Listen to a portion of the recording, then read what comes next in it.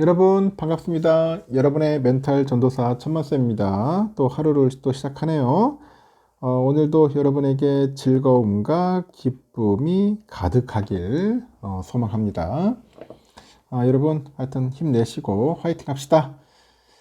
잘해주면은 나만 손해인 사람, 이런 사람들의 특징이 있던데 잘해주면 손해다, 좀 특이하죠. 나만 손해인 사람 특징에 대해서 한번 이야기를 해볼게요.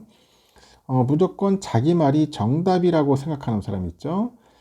독단적이고 이기적인 사람들은 남의 말은 들으려 하지 않고 자기 경험과 생각만이 유일한 정답이라고 생각을 합니다.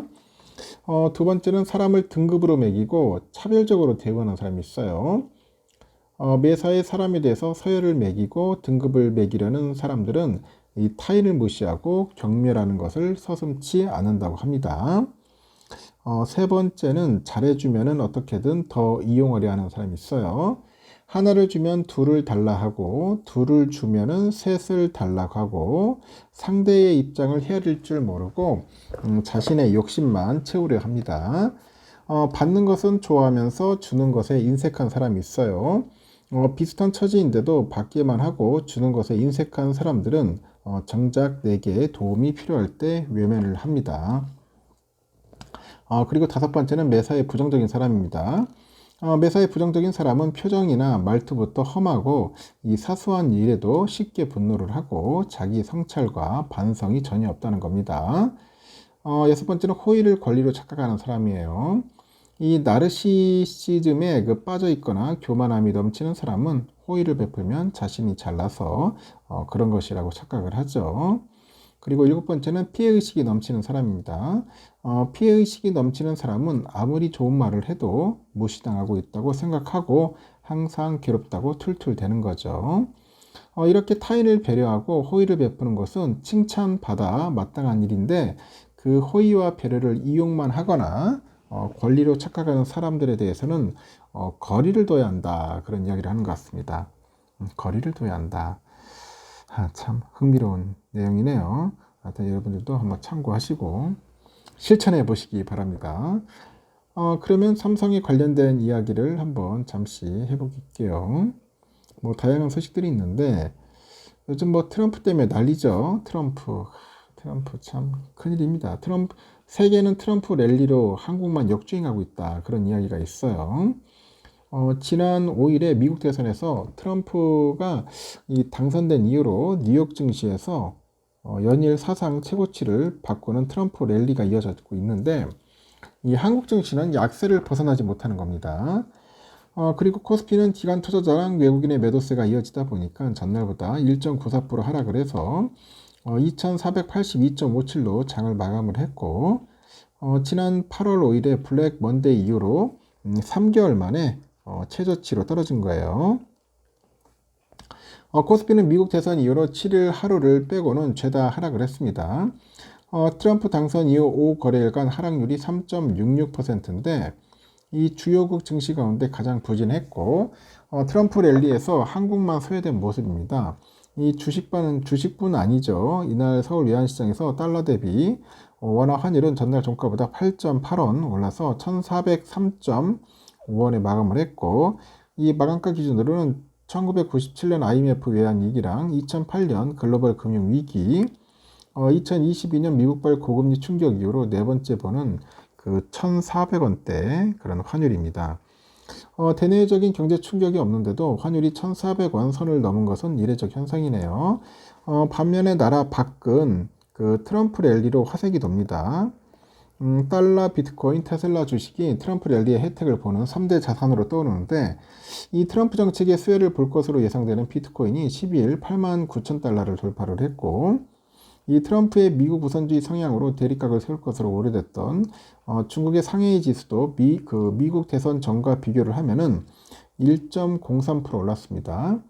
일본도 2.34% 상승했고, 경기 침체가 이제 계속되고 있는 독일하고 이 프랑스도 같은 기간 1.57%, 0.75% 올랐어요.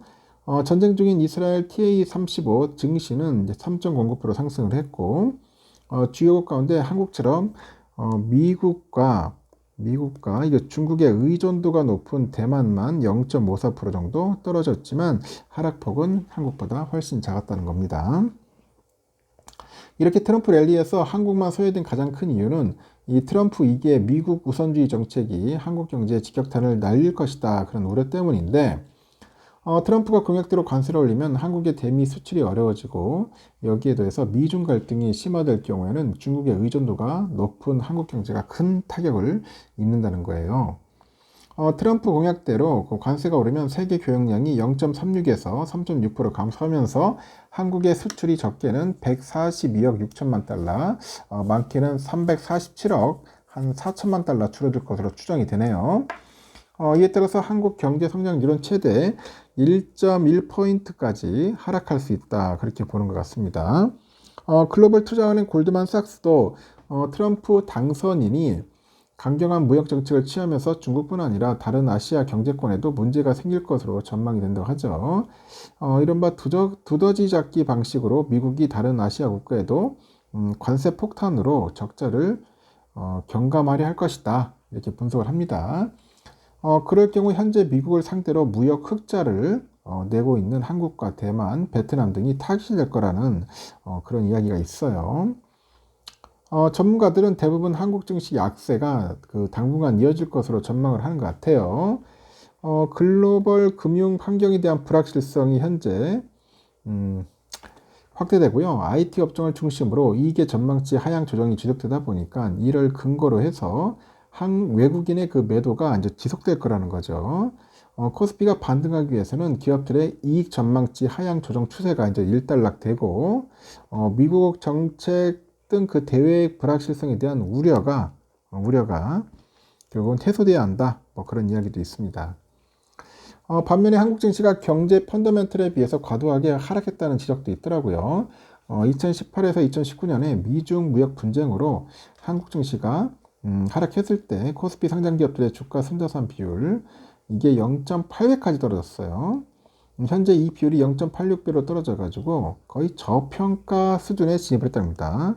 저평가 수준에 진입을 했다.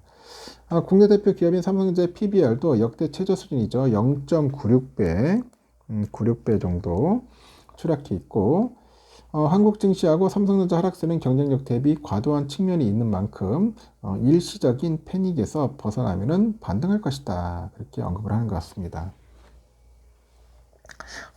상황이 이렇습니다. 여러분들도 참고하시면 좋을 것 같아요. 하여튼 세계는 트럼프 랠리인데 한국만 역주행한다. 좀 짜증나죠? 특히 반도체 섹터가 상당히 안 좋습니다.